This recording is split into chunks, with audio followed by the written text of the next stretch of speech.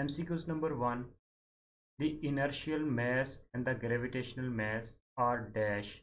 इस MCQs में हमें दो तरह के मैसेस के बारे में बताया गया है, gravitational mass and inertial mass. इन दो मैसेस के दरमियान जो रिलेशनशिप है वो है प्रोपोर्शनल टू। इट मीन्स कि ये एक दूसरे के प्रोपोर्शनल हैं, inertial mass and gravitational mass. D is the correct answer. MCQs number 2. The average density of the earth is. Earth की, हमारी ज़मीन की एवरेज डेंसिटी कितनी है? तो डेंसिटी का सिंपल फार्मूला आप अप्लाई करेंगे, रो मैथ ओवर वॉल्यूम। हमारी अर्थ का math calculated value 6 × 10⁻24। Volume of earth calculate करेंगे 4/3 πr³ फार्मूले की हेल्प से। तो सिंप्लीफाई करेंगे वैल्यूज़ को पुट करने के बाद, तो आंसर आ जाएगा 5.5 × 10⁻³ किलोग्राम पर metre cube is the density of the earth. B is the correct answer. MCQs number 3.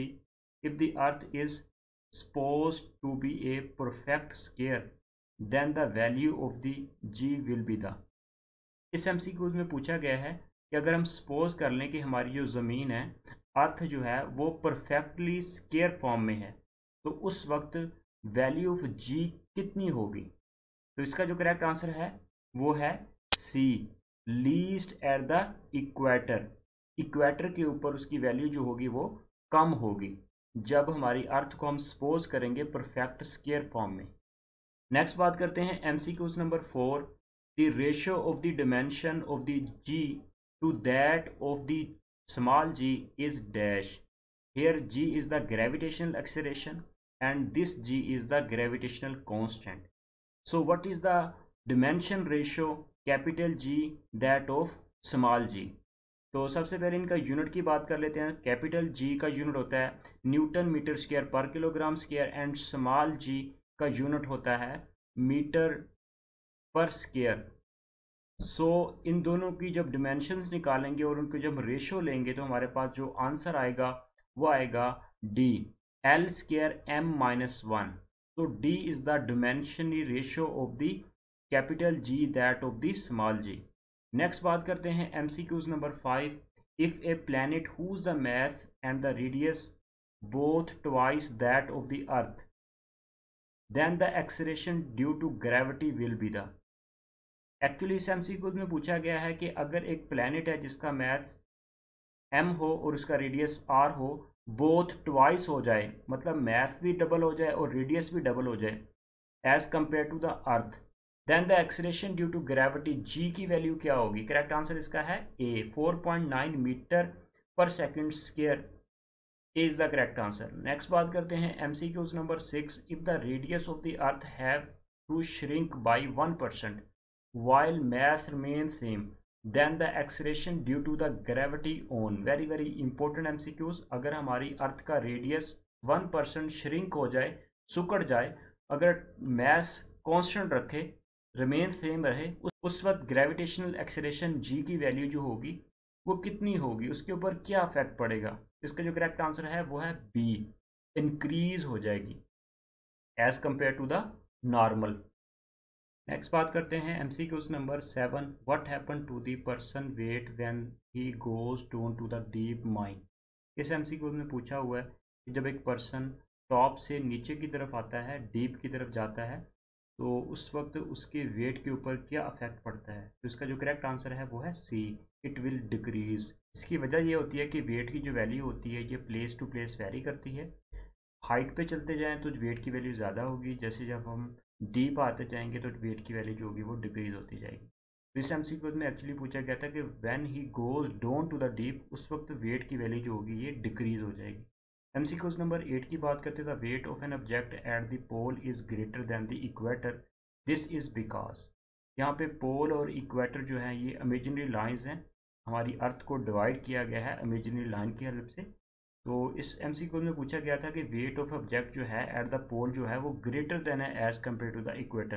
पोल जो होता है ये टॉप पॉइंट होता है ऑफ द अर्थ, इस वजह से पोल के ऊपर जो वेट होगा वो ज़्यादा होगा एज कम्पेयर टू इक्वेटर। इसकी वजह ये होती है the gravitational pull is more at the poles. तो पोल के ऊपर ग्रेविटेशनल पुल जो होगी वो ज़्यादा होगी because pole is at the top position.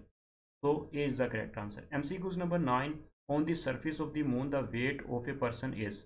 Surface of moon के ऊपर, मून की सतह के ऊपर किसी भी पर्सन का जो वेट होगा वो कितना होगा?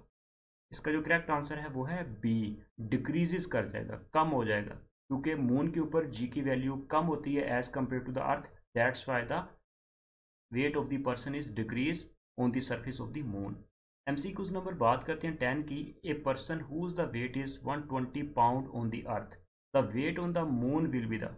इस MCQs में एक्चुअली न्यूमेरिकल टाइप MCQs है, तो इसके अंदर एक पर्सन का वेट बताया हुआ 120 पाउंड है ऑन द अर्थ, तो मून की सरफेस के ऊपर उसका वेट कितना होगा, कंपैरिजन करके आंसर देना है। इसका जो करेक्ट आंसर है वो है 20 pound, A is the correct answer, क्योंकि 1/6 टाइम जो होती है वो जी की वैल्यू कम होती है as compare to the earth, इस वजह से जो मून के ऊपर जी की वैल्यू होगी वो 20 पाउंड होगी। Pound is the unit of the weight. Next बात करते हैं MCQs number 11, the acceleration of a moon is about dash metre पर सेकंड स्क्वायर। इस MCQs में पूछा हुआ है कि मून का जो एक्सेलरेशन है वो कितना होता है, तो इसका जो करेक्ट आंसर है वो है 2.72 multiply 10⁻³ is the acceleration of the moon. MCQs number next बात करते हैं 12, the value of the radius of the moon is about.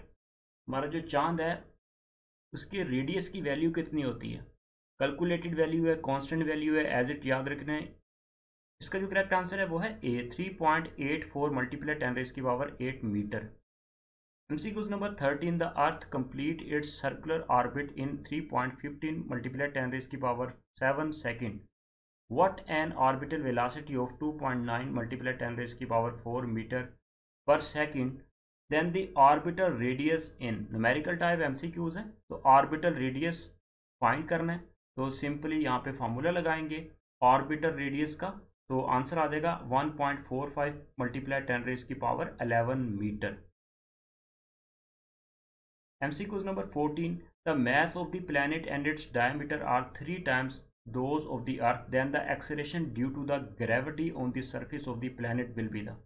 तो यहाँ पे mass of planet और उसका जो डायामीटर है वो 3 टाइम्स कर दें अर्थ की निस्बत, उस वक्त acceleration due to gravity on the surface of the planet कितना होगा, तो उसका जो करेक्ट आंसर है वो है 1/3 हो जाएगा, क्योंकि 3 टाइम्स कर रहे हैं तो हमारे पास हो जाएगा 1/3 as compare to the earth.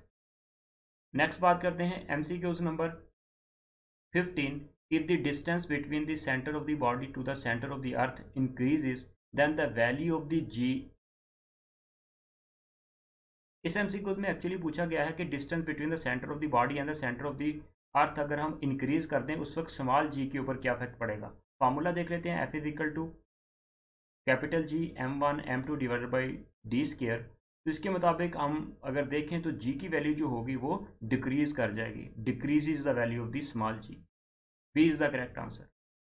Next बात करते हैं MCQs number 16, the apparent weight of a body in a satellite orbiting around the earth is always.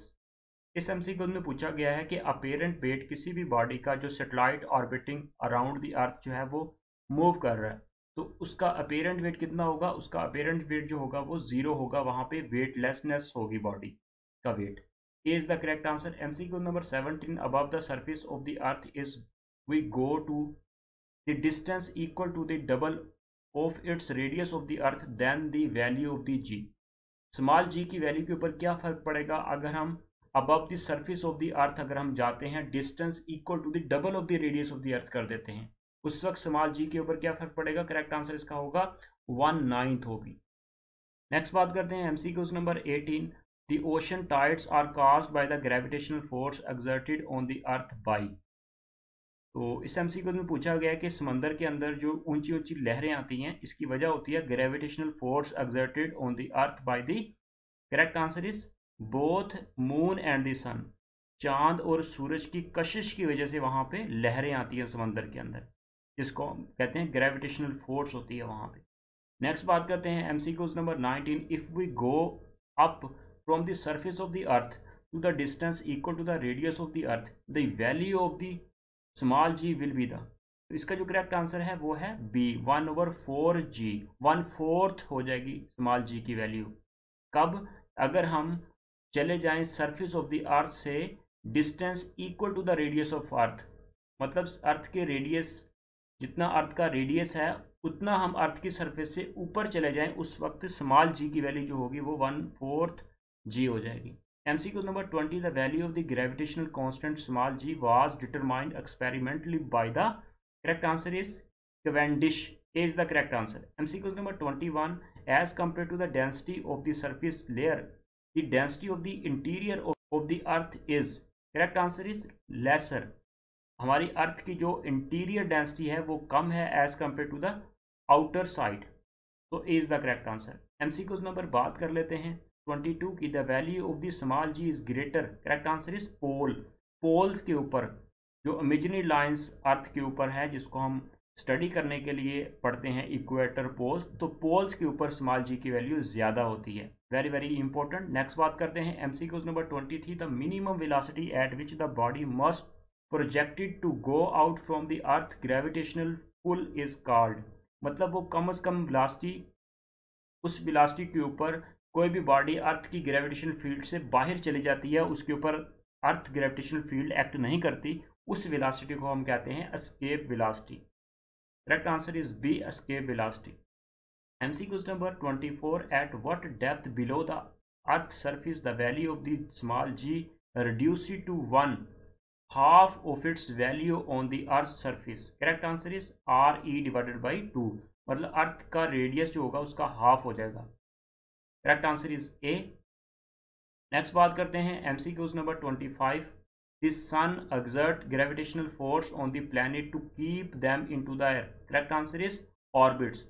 जितने भी हमारे प्लैनेट हैं वो सूरज के गिर्द रिवॉल्व कर रहे हैं, इसकी वजह ये होती है कि वो सूरज जो है वो ये ग्रेविटेशनल फोर्स एक्ट कर रहा होता है प्लैनेट के ऊपर, जिसकी वजह से वो रिवॉल्व कर रहे हैं in the orbits. Our earth is also one of them. MCQ number 26, the value of the small g at the centre of, correct answer is 0। Very very important MCQs, कई बार ये MCQs पूछा हुआ है कि small g की value जो होती है वो अर्थ के सेंटर पे कितनी होती है, 0 होती है। नेक्स्ट बात कर लेते हैं MCQ number 27, as the depth from the surface of the earth is increases the value of the g is, g की वैल्यू जो होगी वो डिक्रीज कर जाएगी जब हम depth from the surface of the अर्थ जो होगा उसको इंक्रीज कर देंगे, तो ये एक दूसरे के इन्वर्सली प्रोपोर्शनल है। So A is the correct answer. MCQ number 28, the weight of the body of the mass 10 kilogram at the center of the earth. Center of the earth जो weight होगा वो 0 हो जाएगा, क्योंकि वहाँ पे small g की वैल्यू जो होगी वो 0 होती है। B is the correct answer. और weight जो होता है W is equal to mg के इक्वल होता है। इस फार्मूले के अंदर हम g की वैल्यू 0 पुट करेंगे तो weight 0 हो जाएगा, mass जितना मर्जी हो। नेक्स्ट बात करते हैं MCQ number 29, if the mass of the stone is 80 gram then its weight is, इस MCQs में एक्चुअली हमें 80 ग्राम का स्टोन उसका वेट पूछा गया है, तो ये किलोग्राम में इसको कन्वर्ट करेंगे, उसके बाद हम 10 से मल्टीप्लाई करेंगे तो आंसर आ जाएगा हमारे पास 78400 dyne is the weight of that stone whose the mass is 80 gram. MCQ number 30, which one of the following is long range force in, long range force जो होती है 10,000 में से कौन सी है? करेक्ट आंसर इसका है वो है ए, ग्रेविटेशनल फोर्स जो होती है ये नेचर में लॉन्ग रेंज फोर्स होती है। Correct answer is a.